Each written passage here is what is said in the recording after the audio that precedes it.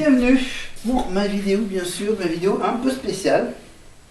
Voilà, mon costume de youtubeur, mon costume de prof. Voilà, je vais faire deux vidéos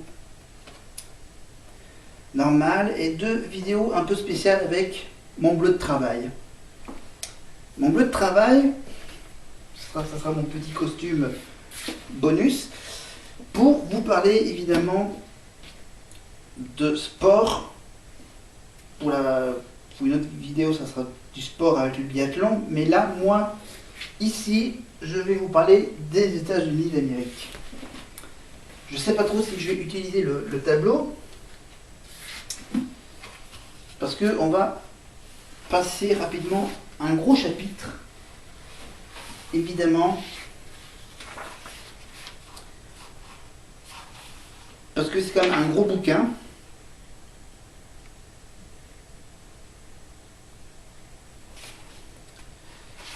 Donc, quelques infos principaux qui peuvent vous intéresser. Donc, l'Amérique, évidemment, avant les Américains. Voilà, mon premier gros chapitre, l'Amérique avant les Américains. Donc, on va commencer.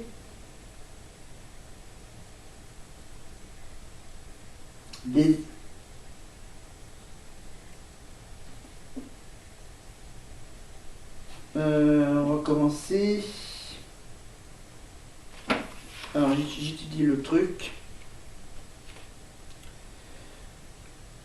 Non, on va pas faire ce sujet-là. Voilà, il faut acheter le bouquin pour. Voilà, c'est qu'en fait le sujet je l'ai pas étudié exprès. Voilà, on va plutôt parler actualité. Alors, actualité.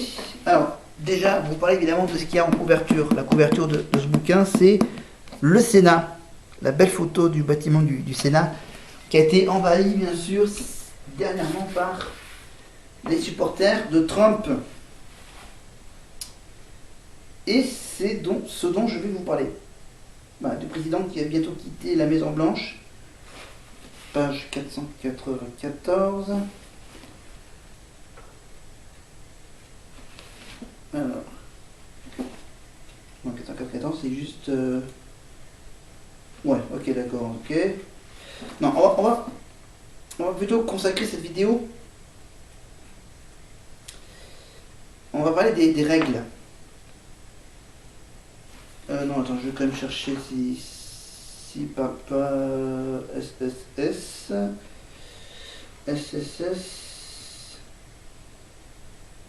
Ok, les différentes pages. Il y en a des pages sur le Sénat 55. Alors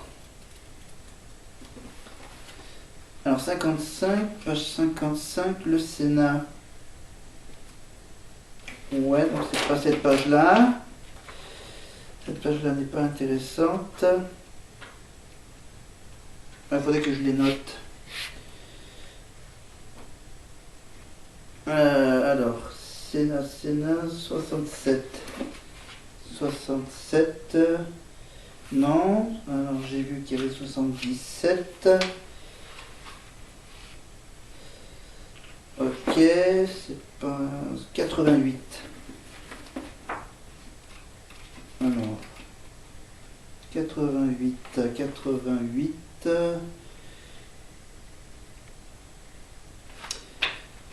Ah, il n'est plus. Non, je vais parler du Sénat, donc ça concerne pas le Sénat. 103. Alors, est-ce que j'arrivais à trouver un truc sur le Sénat?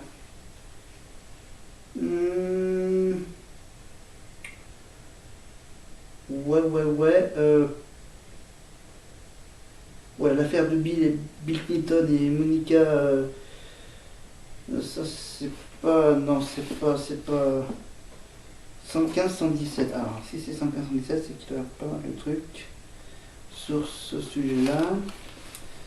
Ah, le pouvoir législatif et le pouvoir exécutif. Qui fait quoi? Alors, le premier pouvoir a été défini dans la Constitution et qui a posé le plus de problèmes aux pères fondateurs. C'est le pouvoir législatif. Le Congrès réuni au Capitole est composé de 2 chambres. Alors comment... Voilà, on va mettre... Alors... Donc on en est au pouvoir... Alors... Le pouvoir législatif.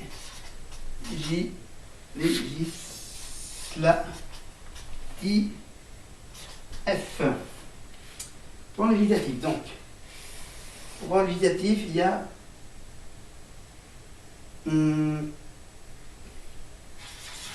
le Congrès. Hashtag non, slash le Capitole.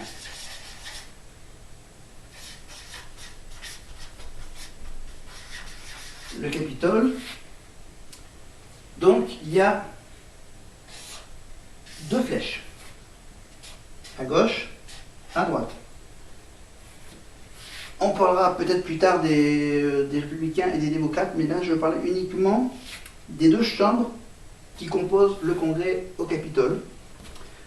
Donc, chacune d'entre elles représente une des 2 conceptions possibles de la démocratie. Donc,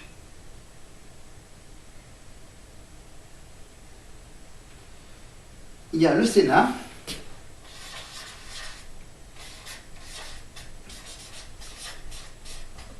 alors le Sénat, dans lequel chaque État, petit ou grand, envoie un nombre équivalent de délégués élus. Alors, ok, 2 délégués élus pour 6 ans et renouvelables partir.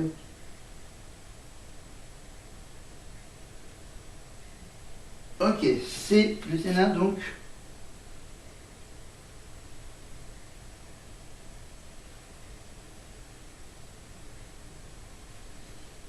Alors, attends, je regarde un peu la suite.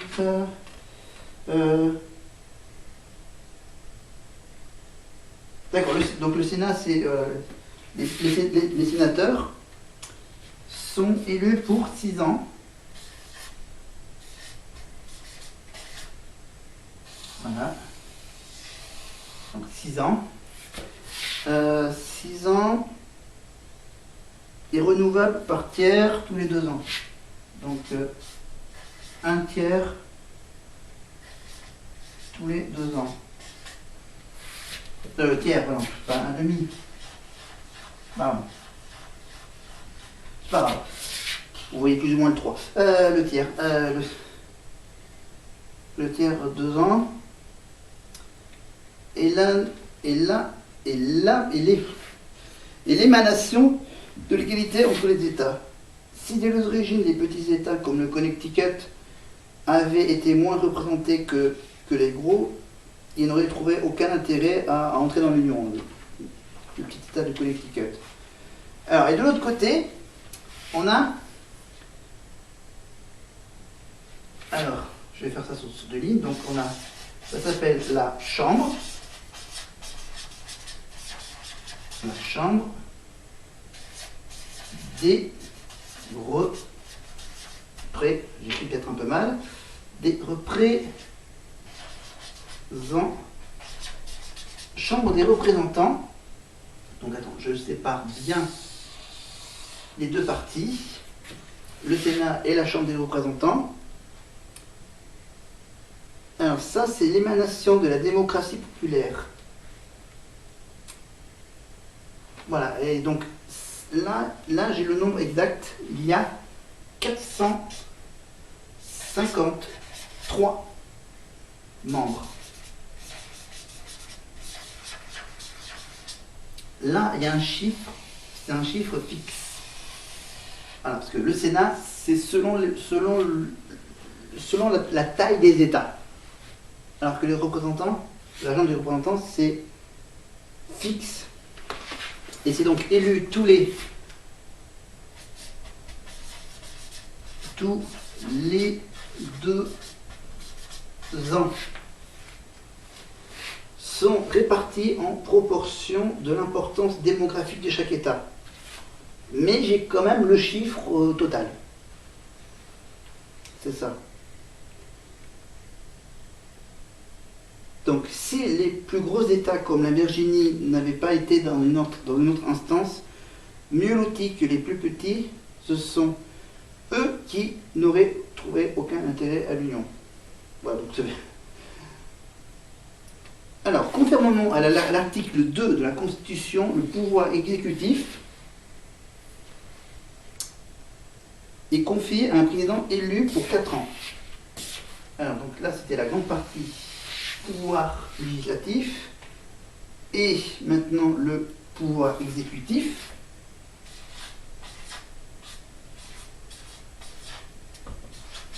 Pouvoir exécutif.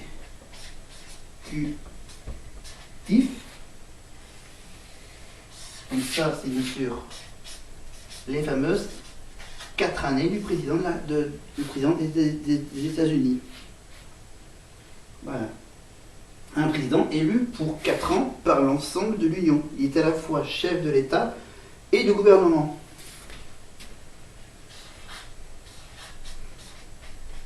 Voilà, président des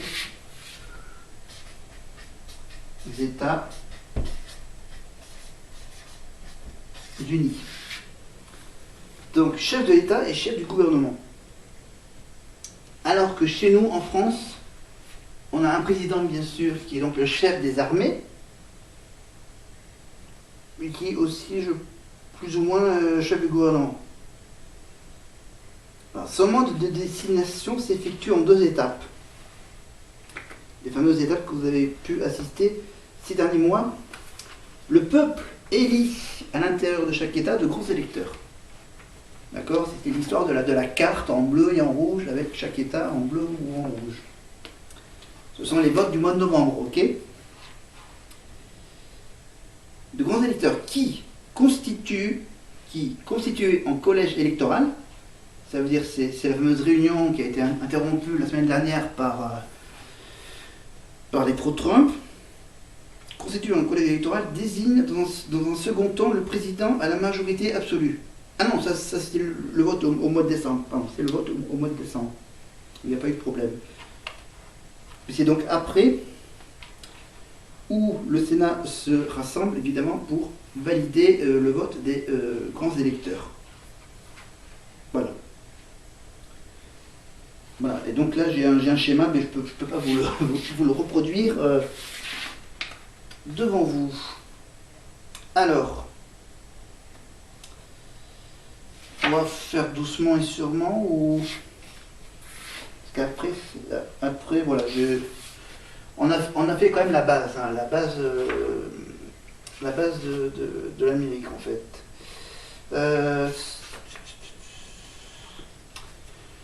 Ouais, c'est qu'en fait, on va finalement... Ouais. On parlera des médias plus tard.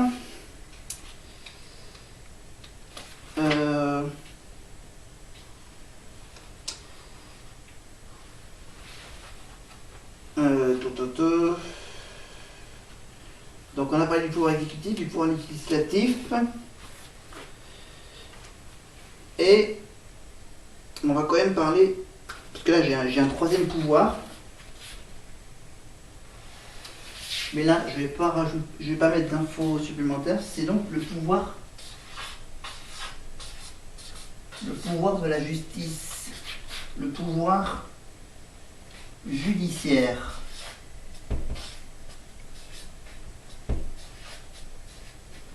Et ça, bien sûr, c'est toujours en rapport avec la Constitution américaine. Donc, enfin, le pouvoir judiciaire est défini par l'article 3 de la Constitution.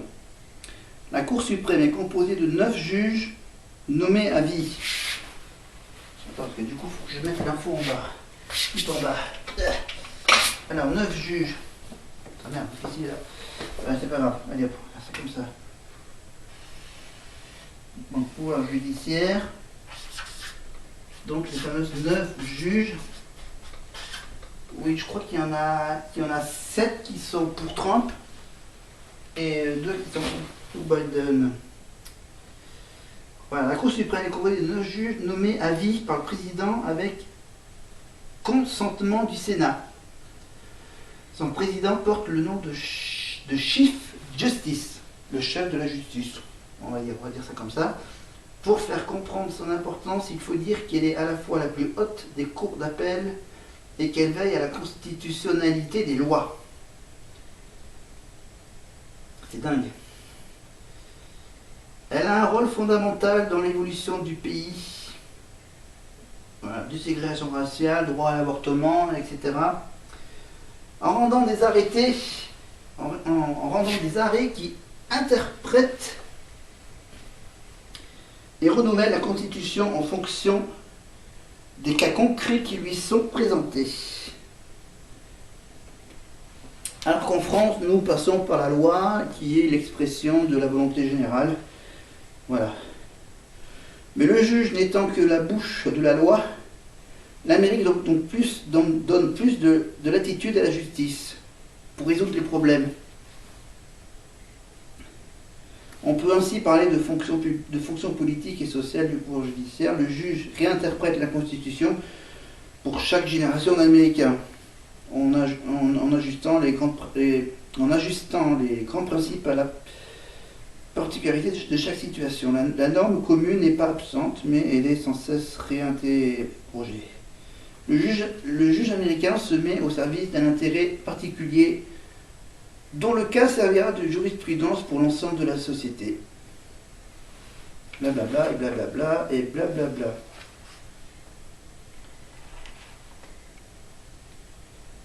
Voilà. Cette puissance du pouvoir judiciaire, avec des juges donc élus, implique la nécessité d'assurer pour chaque Américain l'accès égal aux tribunaux. C'est archi strict. Dès 1963, la Cour suprême déclare par exemple le droit d'avoir un avocat nommé aux frais de l'État pour les plus pauvres. Voilà. Une petite info bonus, des salles de tribunal sont adaptées aux enfants. Alors qu'en France, apparemment, j'en vois pas des salles de tribunal adaptées aux enfants. Donc, aux États-Unis, il y a des salles de tribunal qui sont adaptées aux enfants. Le mobilier y est de plus petite taille et le juge n'est pas assis en hauteur. Une décision de la Cour suprême a également obligé tous les tribunaux à s'adapter aux personnes handicapées. Installation de rampes d'accès, d'ascenseurs spéciaux, etc. En France aussi, je pense, j'espère. Si tout Américain doit avoir accès aux tribunaux pour y défendre ses droits, aucun Américain, même en position de pouvoir, n'est au-dessus des lois. En 1807, le président Thomas Jefferson a invoqué le privilège de l'exécutif dans une affaire l'opposant à Aaron Burr, que Jefferson accusait de trahison. La Cour suprême donne tort au président des États-Unis. Voilà donc les 3 grands pouvoirs que détient les tout-puissants américains. Le pouvoir législatif, le pouvoir exécutif et le pouvoir judiciaire. C'est très complet. Donc, je récapitule. Pouvoir législatif. Voilà. Désolé pour la petite coupure à la fin. Enfin, la petite coupure qui a coupé net ma présentation sur les États-Unis avec les pouvoirs législatifs, exécutifs, législatifs et bien sûr le président. Et je reviendrai évidemment avec de nouvelles infos la prochaine fois. Et vous me dites, je suis passé d'un costume bleu à un costume rouge. Le costume bleu, ça sera le costume du bleu de travail. Ça sera évidemment pour parler États-Unis, pour faire un peu le prof, on va dire. Parce que là, ça fait pas du tout prof, hein, ça fait... vous voyez ce que je veux dire. Je vais revenir. Pourquoi j'ai ce costume rouge? Mais le costume bleu, je vais donc faire, avec ce costume bleu, le rôle de prof. Voilà. Des costumes, c'est pour des petits rôles. Des petits rôles dans mes prochaines vidéos, donc ça sera évidemment Alors, je porterai évidemment des t-shirts. Par exemple, bon, je vous montre quand même hein, le t-shirt du théâtre de rue d'Aurillac.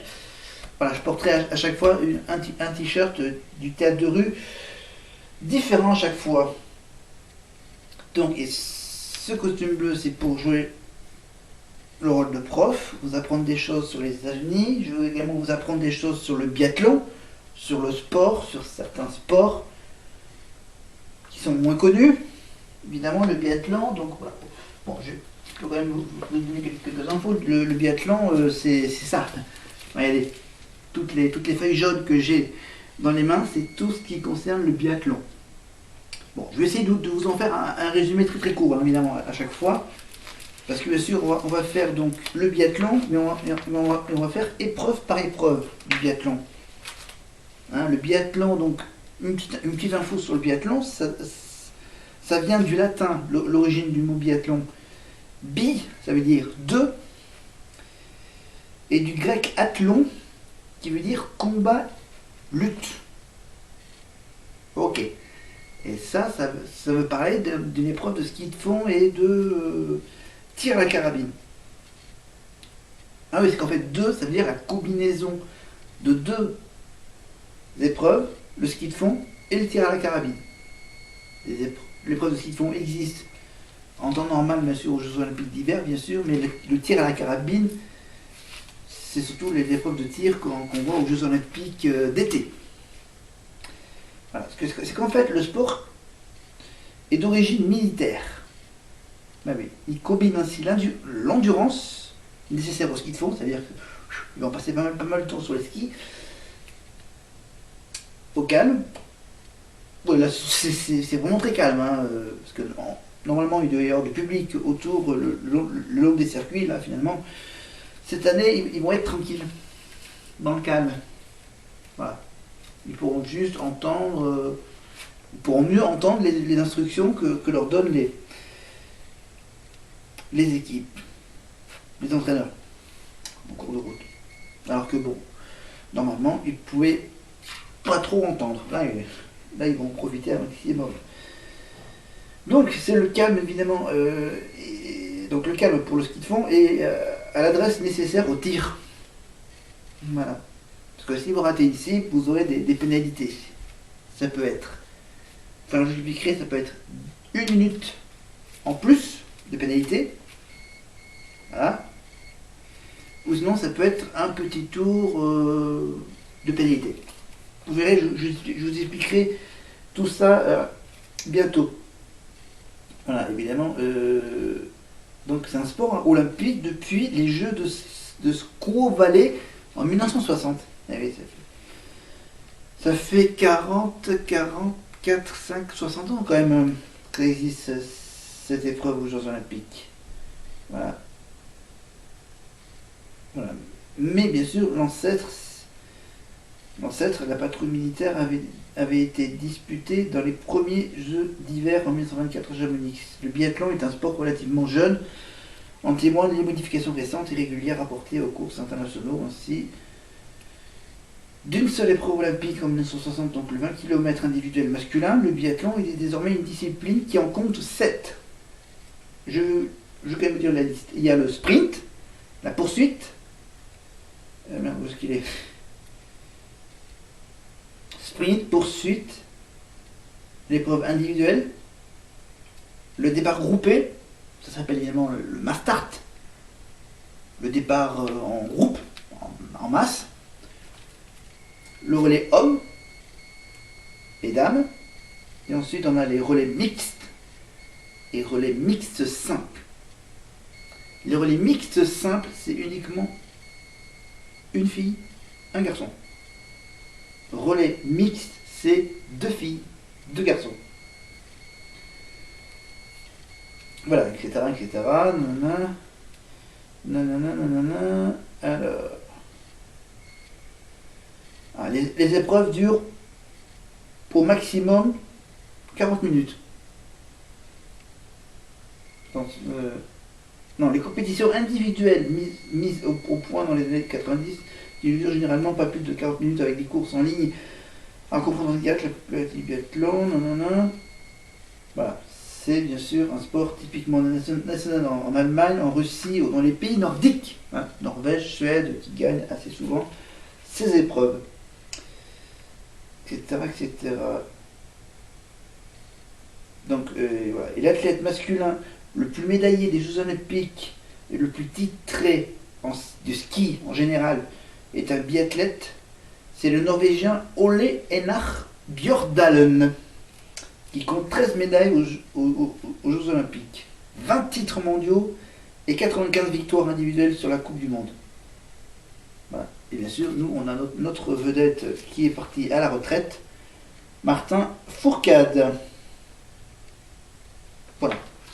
De toute façon, vous pouvez chercher biathlon sur Wikipédia, vous aurez toutes ces pages d'infos sur l'épreuve, mais je ne vous parlerai uniquement que des épreuves, voire même un petit peu plus que les épreuves.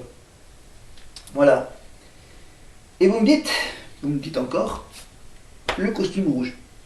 Le costume rouge, bien sûr, ça vous fait penser, bien sûr, c'était le costume que j'avais acheté en début d'année dernière.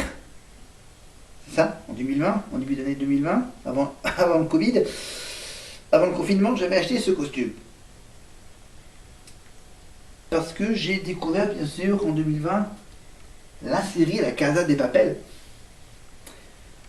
Et bien, quand ça va revenir cette année, bien sûr, je vous en parlerai évidemment de cette série et de ce magnifique costume rouge et du masque de Salvador Dali. Le masque que je mettrai évidemment, peut-être pour le carnaval, pour Mardi Gras. Mais évidemment, je vous rappelle que ça sera donc pour la première chronique série télé, je ne l'ai pas mis, mais voilà, j'ai décidé de mettre ce magnifique costume. Voilà. Voilà, il faut que le costume corresponde à ce dont je vais vous parler. Voilà. Le costume bleu, c'est pour vous faire un petit peu de leçons historiques, sportifs, etc. Et ensuite, voilà, j'aurai peut-être un autre costume, mais ça sera pour parler, peut-être pour parler de cinéma ou de théâtre, voilà. Je porterai mon magnifique costume de théâtre, un de mes nombreux costumes de théâtre maintenant. Voilà, pour le moment, celui-là me sert uniquement à faire des vidéos. Voilà. Pour le moment, c'est pas encore décidé pour le théâtre, ça. C'est pas encore destiné pour un spectacle de théâtre. Donc voilà, désolé pour la petite coupure qui a carrément coupé plus ou moins ce que j'avais prévu de dire. Donc pour les États-Unis, la suite, donc ça sera évidemment, on va parler des médias. Voilà, avec l'histoire des fake news, hein, de Donald Trump. Les fake news de Donald Trump, mais on va surtout parler évidemment des médias et toutes les grandes affaires américaines, évidemment. Ah, l'affaire Clinton, Monica Lewinsky. Voilà, surtout revenir sur les dernières années, évidemment, les derniers grands événements, bien sûr, le premier président noir américain, et bien sûr, cette année, bien sûr, la première fois qu'une vice-présidente est noire. C'est une femme, déjà c'est la première vice-présidente féminine. Voilà. Il y a eu bien sûr toutes les femmes de présidents, hein, Michelle Obama, Hillary Clinton, et Madame Trump, etc.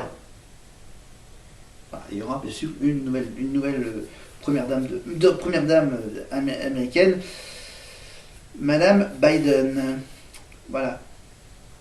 Évidemment, la vice-présidente prendra éventuellement, peut-être bientôt, la place de Joe Biden à la présidence des États-Unis quand il partira à la retraite. C'est ça. J'aurais trouvé l'info s'il y a vraiment une limite d'âge pour être président des États-Unis ou si c'est. Voilà. Voilà pour les États-Unis. Donc, bien sûr, j'ai voulu faire une fin correcte, pas la côte bleue que vous avez vu tout à l'heure. Hein, ça sera une fin cool, Z. Pas celle que j'avais prévue, la fin. Voilà. Donc, pour la série télé, donc je vous rappelle que je vous ai parlé évidemment de iZombie, et que la prochaine fois, je vais vous parler... La prochaine fois, je vais vous parler de séries qui se passent dans l'espace. Eh oui, une série culte. Enfin, à la base, une série culte. Parce qu'il y a eu, bien sûr, plusieurs séries qui utilisent le nom au début de Star Trek. Et que après, bien sûr, le mot Star Trek, il y a à chaque fois un mot en plus. Donc là, le dernier mot en plus, c'est Star Trek Discovery. Voilà. Après, quand ça sera... voilà, je peux déjà vous dire que pour Halloween, bien sûr, Halloween, on parlera des sorcières, évidemment. On parlera des sorcières, on parlera de Sabrina. On parlera évidemment des deux séries qui parlent de cette histoire de Sabrina Spellman et du chat, hein, son petit compagnon, le chat, Salem. Voilà. C'est deux époques, deux séries télé totalement différentes. Voilà. Les aventures de Sabrina, donc c'est sur Netflix. Et la vieille série des années 90, avec toujours le même personnage de Sabrina, avec les deux mamans, et le chat Salem, bien sûr, dans la version, voilà. Tu as une version pour enfants qui est diffusée sur Gulli depuis, je crois, le début de l'année, et tu as la version pour adultes, un peu plus violente, sur Netflix, bien sûr, un peu plus gore, un peu plus sanguinolent, un peu plus sombre, un peu plus... fait peur un peu plus que la série télévisée des années 90 qui était diffusée à l'époque sur la 2. Voilà, les aventures de Sabrina. Donc on a fait le iZombie parce que bien sûr il y avait section, District Z. Voilà. Donc là je vous parle de Star Trek. Après on parlera de The Defiance. Voilà, on parlera un peu des séries futuristes. Voilà, on va un peu changer d'air. On va parler des séries futuristes. Après, quand ça sera mieux, je vous parlerai des choses un peu plus complexes. Par exemple, vous expliquer à peu près l'histoire de la série The Protector sur Netflix aussi. Voilà. Quand ils parleront de Star Wars, on parlera du Mandalorian. Voilà. Plein d'autres trucs. Attends, j'ai quoi dans mon classeur? J'ai quoi comme série? Sabrina. Donc Star Trek Discovery. Qu'est-ce que j'ai trouvé encore comme série? Ah, bah, j'aime pas beaucoup. J'ai surtout fait des recherches sur d'autres thèmes qui est plutôt réservé aux adultes. Voilà. Sans vous donner davantage. Voilà. Donc voilà, j'ai d'autres petits projets, bien sûr, des thèmes plus adultes et peut-être des thèmes plus enfants. Peut-être, des thèmes plus enfants. Je vous parlerai évidemment pas que des séries actuelles, mais je vous parlerai également des vieilles séries des années 90, évidemment, donc Sabrina, années 90. Je vous parlerai évidemment de Agence Acapulco, série policière américaine un peu spéciale. Vous verrez pourquoi. On parlera de Robin des Bois. On parlera de Simbad. Je vous parlerai évidemment de K2000, avec les deux versions de K2000, version futuriste et version classique avec des Beta-Soloff. On vous parlera évidemment des sauveteurs en mer américaines, Alerte à Malibu, Alerte à Hawaï. On vous parlera également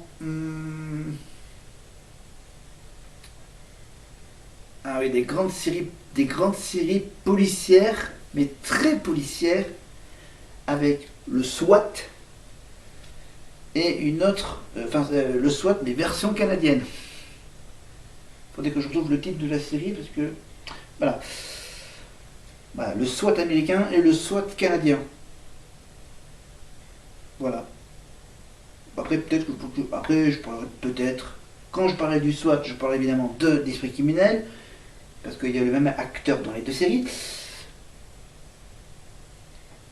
Évidemment, je n'ai pas la peine parce que ça va faire trop long de vous parler des feux de l'amour ou des feuilletons. Je vous parlerai uniquement que des séries.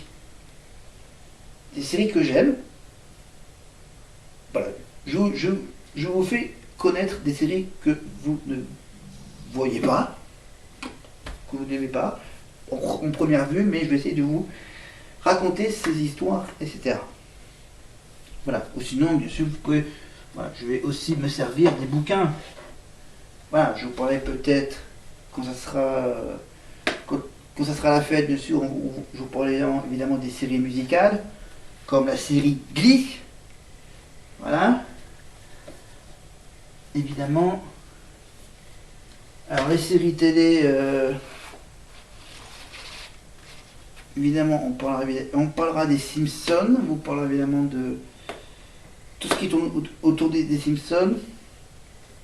On sera Halloween, bien sûr, on parlera de Sabrina, bien sûr, et on parlera également de Buffy et d'Angel, années 90, bien sûr. On parlera également, attends, je feuillette, des histoires de famille aussi, bien sûr, on parlera évidemment de Dallas. On parlera ouais. Du coup, Star Trek, ça peut-être attendre parce que j'ai envie de vous parler des séries qui parlent de présidents. Voilà. Voilà. Vous verrez, je vais replanifier tout ça. Hop, je range un peu mon petit bazar. Voilà. Autre chose à dire. Pas grand chose, je vais tout de suite aller me coucher. Je vais enlever ce magnifique costume. Voilà, je fais des vidéos très tardifs. Tard le soir, parce que j'ai plein de trucs à regarder. Plein d'enregistrements à regarder. Voilà. D'autres choses à dire non. Peut-être que je vous ferai quelques petites surprises, mais ça, c'est en pleine réflexion, en pleine étude. Voilà. Il est 1h40 du matin. J'arrête de gueuler. Évidemment, peut-être que je vous parlerai également des émissions de télé que j'ai adoré regarder à l'époque. Évidemment, les émissions de Vincent Lagaffe, etc. Voilà, vous verrez bien, c'est selon mes envies, voilà. Donc là, j'avais envie de faire une longue conclusion parce que la vidéo, l'enregistrement c'est coupé en plein dans l'élan de mon histoire américaine. Voilà, donc on est en janvier, on est presque à la mi-janvier quasiment, hein. Je vais faire une vidéo pour la mi-janvier, je vais faire une vidéo perso actualité sur ma chaîne secondaire. Voilà, donc je vais évidemment travailler sur les vidéos que j'ai déjà tournées évidemment sur les Miss et sur la série télé. Voilà, pour la fin de la semaine. Voilà, pour la mi-janvier. Finalement, je vais peut-être pas. J'ai un objectif, c'est de prendre un rythme normal pour les vidéos. Donc là déjà, j'ai ma petite nouveauté cette année, c'est que je vais faire de la cuisine presque tous les mardis. Voilà, j'aurai droit à un petit atelier de cuisine. Je vais avoir droit bientôt le retour du théâtre le jeudi, donc ça veut dire que là j'aurai le mardi la cuisine, le jeudi le théâtre. Bon, le week-end pour le moment ça sera un week-end free, libre, évidemment. Bon, je serai un peu occupé là pour l'hiver avec le biathlon sur la chaîne L'équipe, tous les week-ends. Après le biathlon, il va y avoir le retour des courses cyclistes évidemment. Le Tour de Provence début février évidemment avec le Mont Ventoux, avec Julien Philippe dans la région provençale. Ils vont se les cailler si c'est encore un peu en hiver. On verra. Voilà, ici à Aurillac il fait bien, il fait bon. Et ben c'est tout ce qui m'importe. Que je sois en pleine forme et que vous soyez en pleine forme. Bonne chance à ceux qui ont chopé la maladie, n'importe laquelle, évidemment. Et évidemment, on se retrouve donc toujours avec mon magnifique tableau et mes marqueurs colorés pour donc des prochaines aventures, des prochaines histoires sur les États-Unis, sur plein d'autres trucs et plein d'autres surprises évidemment. Il vous dit à bientôt. Bye.